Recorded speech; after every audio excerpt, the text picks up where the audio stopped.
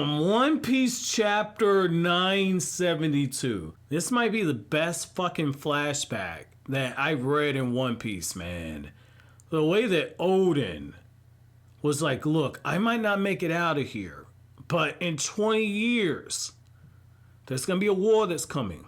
Make sure our kids have those swords. Be ready 20 years from now.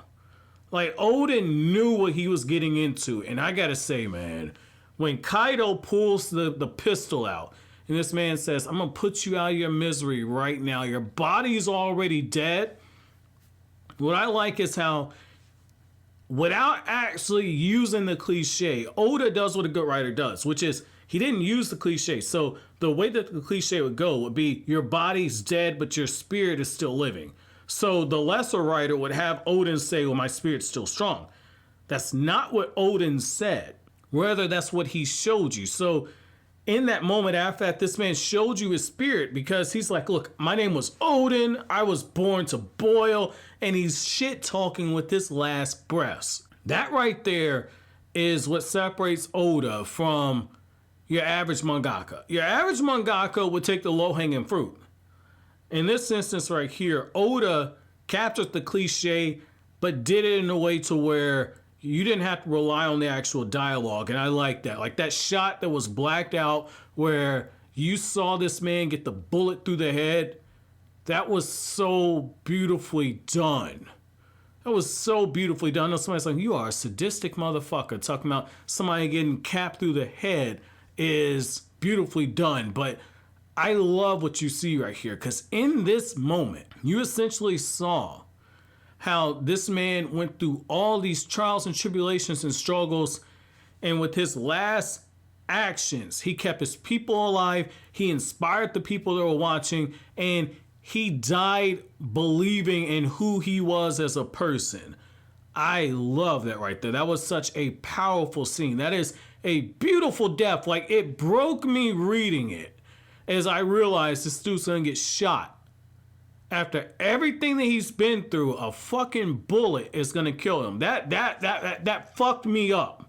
But it's one of those things where it's so ironic. He went through so much, and it was a bullet that brought him down at the end. And you know, bullets are powerful, don't get me wrong, but it's like one of those things where you have this big hunk of a man that's just been through so much. It's so powerful. He's like the Chuck Norris of the One Piece world in terms of legends and memes, and a bullet brings him down. And Kaido just says it very easily, like, look, man, I'll put you out your misery. And this man got the nerve to look at him and say, like, yo, that's cool, family, but I'm going to be fucking with you when you take your drinks from now on.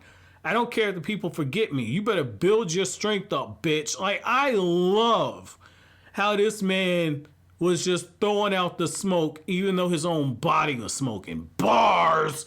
But I gotta say, man, like, seeing what Shinobu went through, where Shinobu's like, yo, the people know now. The people have turned against Orochi. They know what they're getting in bed with. I'm okay with dying now. Obviously, Shinobu didn't actually pass away, but the fact is that you just see it, how everybody's like, oh my God, I can't believe it.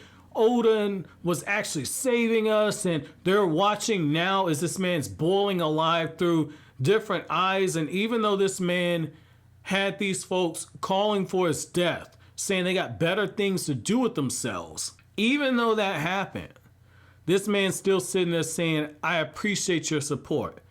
And he's still talking about the future, like, I'm gonna make it through this. Like, I love that. I love that, because Oden shows you that a leader has to inspire their people. Even when you're in a situation where all hope is lost, you still need to find that way to hit that button on your people to resonate with them. And I love how even when the people getting the arrows through them and they're realizing, like, oh shit, we're surrounded by Kaido's men and Orochi's men, they're still getting the word out about what happened. And what really got me is when, like, Yasui was like reading the message, and you see the look on his face. You see the look on his face, and you realize that this man's like, oh shit, so the time's coming.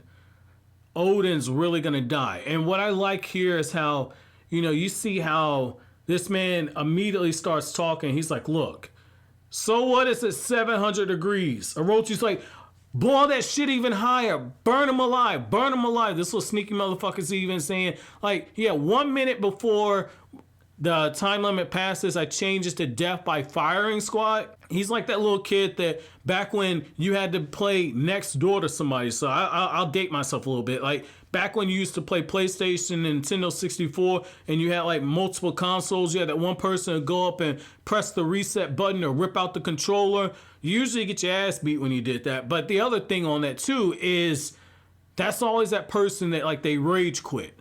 They change the rules at the last second. That's what you're getting right there with Orochi.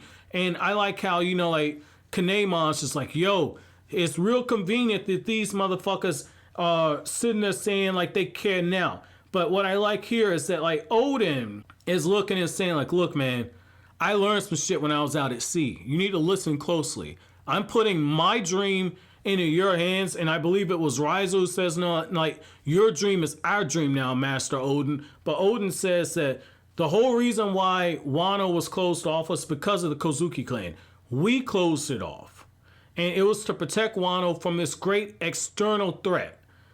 And he says, like, the entire world, it awaits a figure, and when that figure appears after 800 years, this country must be prepared to work with and welcome them. And it's just like, I'm guessing he's talking about Luffy. I really think that he's talking about Luffy, but that's me interesting if there's a prophecy about Luffy anyway. But like the thing is that like he says like, look, they're gonna kill me here today. There's no question about that, but I want you to open up Wano. I want you to lead the country into the new world for me. I need you to survive for this very reason. And you just see how this man's telling the tale of everything that he learned. And the minutes are just ticking by. And you see how they're adding to the actual fire. You see how this man's just gritting his teeth, enduring everything. People saying like, oh my God, he's got to be invulnerable to heat. I can't believe he's actually going through with this. And you see how like after everything's over, Kaido, I feel like in that moment, Kaido, whatever respect he had for Oden, it probably tripled at that point. Because, you know, Oden is like, look, motherfuckers, open up Wano's borders. This is my last order to you guys. And he takes the stand that they're on and he just throws it up into the air. After everything that he's been through, he still has the power to do something like that. They take off, they start running. You get this beautiful montage of all of their flashbacks and memories of Oden. Very beautiful. The one that really got me was Kiku. But I gotta say how when you get this moment right here to where as Oden is staring down Kaido, Kaido shows that he's got like a little bit of self-respect as a warrior. He's like, look, fam, I got rid of that old hag. That shit wasn't right there. But you see how Kaido's also like, hey, I still take the W though. Like, you know, I won off a technicality. You thought it was your kid, but yo, it is what it is, family. Like, I got to smoke your ass out. You're too big of a threat to me right now.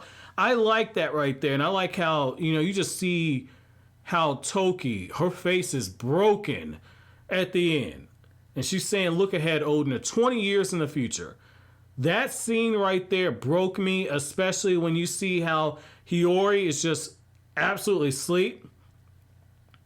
And then you see right next to her how Momo is just crying. He has tears in his eyes even as he's sleeping. Because he knows what awaited his father. This is some beautiful ass writing right here, man. Oda fucked me up on this. Oda fucked me up on this chapter, fam. Like, Orochi's like, I'm a snuff out the whole fucking clan. It's like, nah, motherfucker, you missed 2 of them.